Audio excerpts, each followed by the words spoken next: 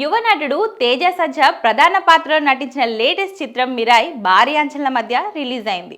Karthik Ghattamaneni direct చేసిన ఈ సినిమాకు ప్రేక్షకుల నుంచి సాలిడ్ రెస్పాన్స్ దక్కుతుంది. బాక్సాఫీస్ వద్ద ఈ సినిమా కలెక్షన్ల సునామీ సృష్టిస్తుంది. ఈ చిత్రం మొదటి 4 రోజులలో ప్రపంచవ్యాప్తంగా 91.45 కోట్ల గ్రాస్ వసూలు రాబట్టినట్లు మేకర్స్ తెలిపారు. సూపర్ యోధుడి పాత్రలో తేజ సజ్జా పర్ఫార్మెన్స్, విజువల్ గ్రాఫిక్స్ ఈ చిత్రానికి బలంగా నిలిచాయి. ఈ సినిమాను చూసేందుకు ప్రేక్షకులు థియేటర్లకు క్యూ కడుతున్నారు. ఇక మంచు మనోజ్ కీ రోల్ చేయగా రితికా నాయక్ హీరోయిన్గా నటించారు. తొలి రోజు 27.2 కోట్లు రాగా రెండో రోజు 28.4 కోట్లు, మూడో రోజు 25.6 కోట్లు వచ్చాయి.